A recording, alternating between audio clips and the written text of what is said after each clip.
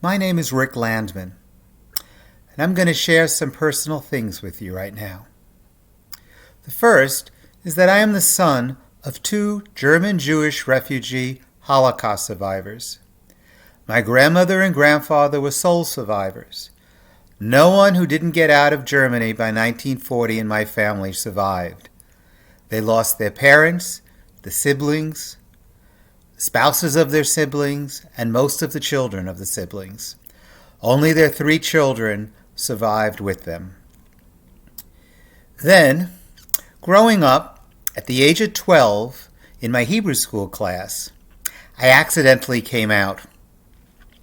So I was gay in my childhood, and in 1970, when I went to college, I started the Gay Liberation Front in Buffalo.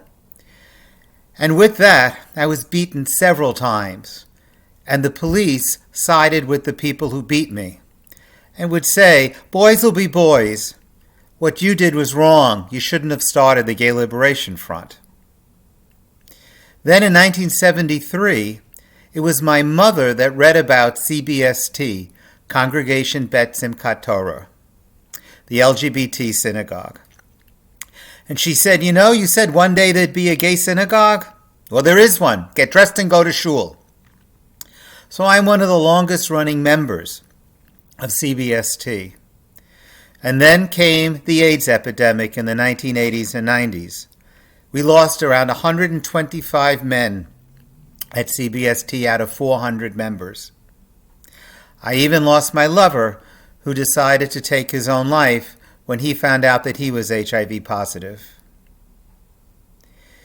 Then I moved down to the World Trade Center area, and as fate would have it, at 9 a.m. on 9/11/2001, I had an appointment on the 88th floor with the Port Authority. So I was in the area, but I had canceled the meeting the night before, and I survived. But my house was 1,000 feet away, and it took months until I could get through that period of life.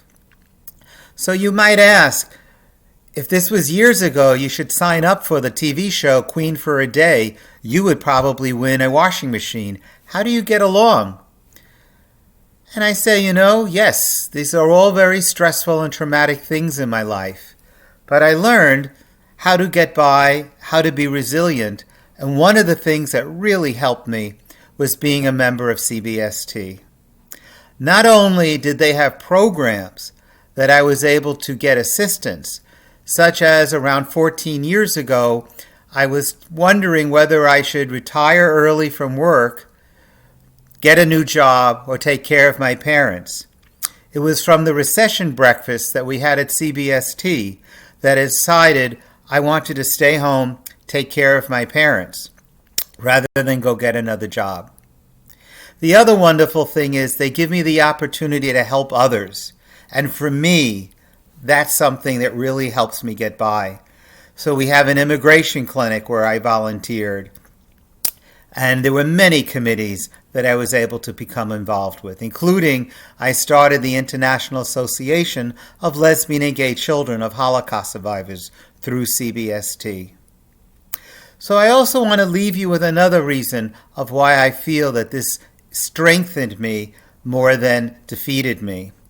My father, when he was 18, he was sent to Dachau with his father right after Kristallnacht.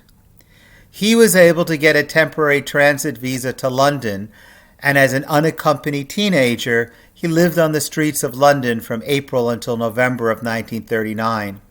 He got to America, joined the army, then he liberated his hometown of Dachau, and he was there the day of liberation of hometown of Augsburg and liberated the concentration camp Dachau.